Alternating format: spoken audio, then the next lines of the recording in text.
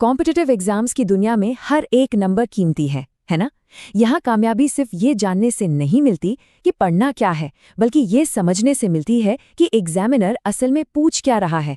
तो चलिए आज इसी कोड को क्रैक करते हैं। ये एक ऐसा सवाल है ना जो लगभग हर एस्पिरेंट को कंफ्यूज करता है। हम अक्सर इन शब्दों को एक दूसरे की जगह इस्तेमाल कर लेते हैं, पर क्या एग्जाम हॉल में भी ऐसा ही चलता है? क्या इनकी मांग अलग अलग होती है? और जवाब है हाँ। कॉम्पिटिटिव एग्जाम्स में ये छोटा सा अंतर ही सब कुछ है। इन शब्दों को एक जैसा मान लेना, बस यहीं पर कीमती नंबर कट जाते हैं। देखिए, इनको समझना सिर्फ कोई ग्रामर का खेल नहीं है, ये एक बहुत ज़रूरी स्ट्रैटेजी है। तो चलिए सबसे पहले इल्यूसिडेट या स्पष्ट करें कि कोड को अनलॉक करते हैं।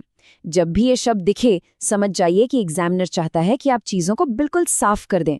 मतलब कोई भी डाउट, कोई भी कंफ्यूजन बाकी नहीं रहना चाहिए। इसका सीधा सा मंत्र है, पिक्चर को एकदम क्लियर कर दो। तो इसकी डेफिनेशन तो बिल्कुल सीधी है, किसी भी टॉपिक को डिटेल में समझाकर उसे साफ कर देना। पर सवाल ये उठता है कि ये डिटेल आएगा कहाँ से? कैसे लाएंगे हम वो विस्तार? एक जबरदस्त इल्यूसिडेट वाले जवाब के लिए दो मेन इंग्रेडिएंट्स चाहिए। पहला, एकदम सॉलिड एग्जाम्पल्स, और दूसरा, उन एग्जाम्पल्स को सपोर्ट करने वाले फैक्ट्स। जब ये दोनों चीजें मिलती हैं ना, तब जाकर वो तस्वीर पूरी तरह से साफ होती है। चलिए इसको एक असली एग्जाम क्वेश्चन से समझते हैं। सवाल है, राज्य के नीति निदेशक सिद्धांतों DPSP के उद्देश्यों को स्पष्ट करें। अब यहाँ एग्जामिनर सिर्फ एक लिस्ट नहीं चाहता, वो चाहता है कि हर ऑब्जेक्टिव को, हर उद्देश्य को एग्जाम्पल्स और फैक्ट्स के साथ जिंदा कर दिया जाए। तो आपके जवाब का ब्लूप्रिंट कुछ ऐसा दिखना चाहिए। शुरुआत करें एक सॉलिड इंट्रोडक्शन से, जिसमें आप DSPS को डिफाइन करें। फिर मेन बॉडी में हर ऑब्जेक्टिव को एग्जाम्पल्स के साथ डिटेल में बताइए, और आखिर में एक रेलेवेंट कंक्लूजन के साथ खत्म करें, जिसमें इसकी आज के समय में क्या अहमियत है ये बताएं। ठीक है, अब आगे बढ़ते हैं हमारे अगले कोड, एक्सप्लेन या समझाएं की तरफ। जब ये शब्द आता है तो एग्जामिनर आपसे किसी चीज के पीछे का क्यों और कैसे पूछ रहा है। इसका मंत्र है कहानी सुनाओ। और यहाँ सबसे जरूरी शब्द है सरल तरीके से। एक्सप्लेन करने का मतलब है कि आप मुश्किल से मुश्किल आइडिया को लें और उसे इतने सिंपल और लॉजिकल तरीके से पेश करें कि हर किसी को समझ आ जाए। तो यहाँ दो चीजें एक साथ चलनी चाहिए। पहली है सिंप्लिसिटी, मतलब अपनी बात को सबसे सीधे तरीके से रखना, और दूसरी है लॉजिक, यानी आपको कॉज एंड इफेक्ट दिखाना है, डॉट्स को कनेक्ट करना है। जैसे ये एग्जाम क्वेश्चन देखिए, भारत में न्यायिक समीक्षा की अवधारणा को समझाइए। अब यहाँ सिर्फ जुडिशियल रिव्यू क्या है ये डिफाइन कर देना काफ़ी नहीं होगा। आपको समझाना पड़ेगा कि ये क्यों है, ये काम कैसे करता है, इसका बेस क्या है, मतलब पूरी कहानी बतानी होगी। तो इसका ब्लूप्रिंट कैसा होगा? सबसे पहले इंट्रोडक्शन में जुडिशियल रिव्यू को डिफाइन करें। फिर मेन बॉडी में इसका स्कोप, इसके एग्जाम्पल्स और इससे जुड़े ज़रूरी आर्टिकल्स बताइए। और आखिर में कंक्लूजन में ये बताइए कि एक डेमोक्रेसी में इसकी क्या अहमियत है। और अब आते हैं हमारे तीसरे और आखिरी कोड पर, इलिस्ट्रेट या उदाहरण सहित बताएं। ये निर्देश सीधा सीधा कहता है, जो कह रहे हो उसे साबित करो। ये सबूत मांगता है। इसका सिर्फ एक मंत्र है, शो मी द प्रूफ, सबूत दिखाओ। इसका मतलब बिल्कुल साफ है, डोंट जस्ट टेल, शो। सिर्फ कहो मत, दिखाओ। आप जो भी आर्ग्यूमेंट दे रहे हैं उसके पीछे सॉलिड प्रूफ होना चाहिए। यहाँ आपकी पर्सनल ओपिनियन नहीं, बल्कि सबूत ज्यादा मायने रखते हैं। तो ये सबूत आप लाएंगे कहाँ से? आपके पास कई टूल हैं। आप स्पेसिफिक एग्जाम्पल्स दे सकते हैं, डिटेल्ड केस स्टडीज बता सकते हैं, डेटा या स्टैटिस्टिक्स का इस्तेमाल कर सकते हैं, और यहाँ तक कि डायग्राम्स भी बना सकते हैं अपनी बात को साबित करने के लिए। अब ये सवाल देखिए, उदाहरण सहित बताएं कि प्रौद्योगिकी भारत में शासन को कैसे बेहतर बना सकती है। यहाँ पर एक जनरल सा जवाब कि टेक्नोलॉजी अच्छी होती है, इससे काम नहीं चलेगा। एग्जामिनर देखना चाहता है कि आप अपने दावे को सपोर्ट कैसे करते हैं, असली सबूत क्या है। तो इसके ब्लूप्रिंट में असली पावर मेन बॉडी में है। जब आप आधार या डायरेक्ट बेनिफिट ट्रांसफर यानी DBT जैसी रियल वर्ल्ड की स्टडीज देंगे तो आपके जवाब में वजन आएगा, एक क्रेडिबिलिटी आएगी। ऑलराइट, तो हमने तीनों कोड्स को अलग अलग समझ लिया है। अब इन सबको एक साथ रखकर देखते हैं, क्योंकि इन तीनों की एक साथ तुलना करना और इनके बीच का फर्क समझना ही असली मास्टरी है। तो ये रहा आपका फाइनल कोड ब्रेकर। इलूसिडेट का मतलब है तस्वीर साफ करो, एग्जाम्पल्स और फैक्ट्स के साथ। एक्सप्लेन का मतलब है कहानी बताओ, सिंपल लॉजिक के साथ। और इलस्ट्रेट का मतलब है सबूत दिखाओ, केस स्टडीज और डेटा के साथ। ये फर्क याद रखना बहुत जरूरी है। और आखिर में एक बात समझनी होगी, ये सिर्फ एकेडमिक नॉलेज नहीं है, ये समझना कि एग्जामिनर क्या चाहता है और बिल्कुल वैसा ही जवाब देना।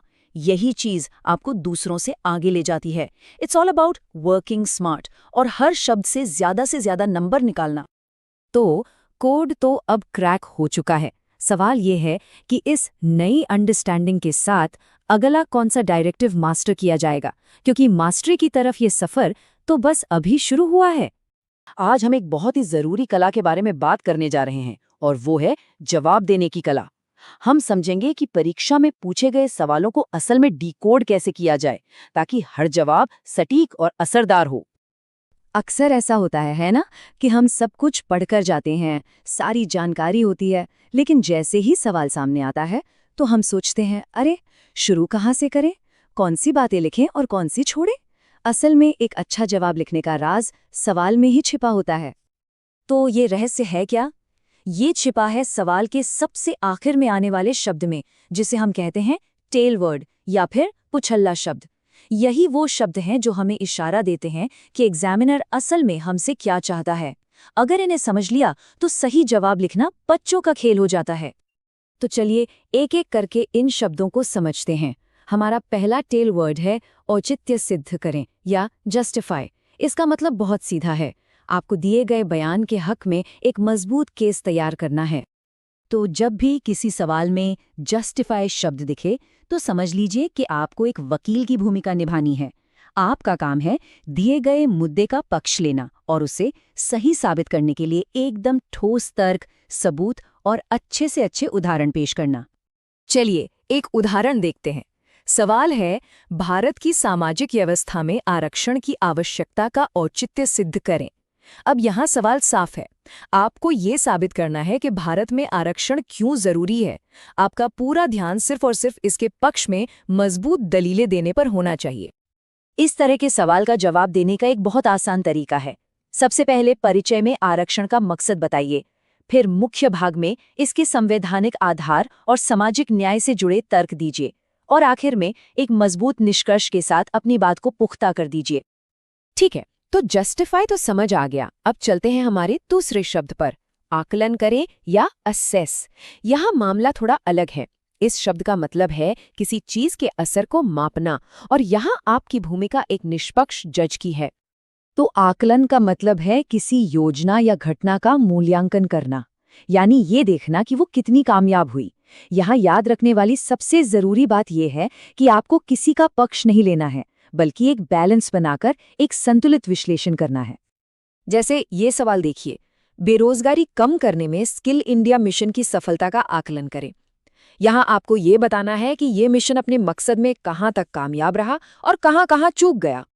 इसका जवाब लिखने के लिए पहले परिचय में स्किल इंडिया मिशन के बारे में थोड़ा बताइए, फिर मुख्य भाग में, और ये बहुत ज़रूरी है, इसकी कामयाबियों और इसकी कमियों दोनों पर बराबर ध्यान दीजिए, और आखिर में एक संतुलित निष्कर्ष दीजिए, और हो सके तो कुछ सुधार के सुझाव भी दे सकते हैं। अब आते हैं हमारे तीसरे और आखिरी शब्द पर, गणना करें या इन्यूमरेट। सच कहूं तो ये तीनों में सबसे सीधा और आसान निर्देश है। इसका एक ही मतलब है, बस तथ्यों की एक लिस्ट बना दो। तो जब भी सवाल में एन्यूमरेट या गणना करें जैसा कोई शब्द आए तो ज्यादा सोचने की जरूरत नहीं है, कोई गहरा विश्लेषण नहीं करना।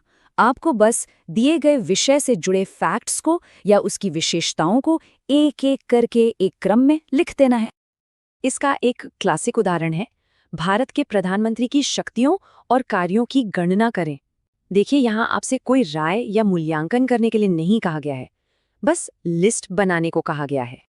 इसका जवाब भी बहुत सीधा साधा है। परिचय में प्रधानमंत्री की संवैधानिक स्थिति पर 1 या 2 लाइनें लिख दीजिए।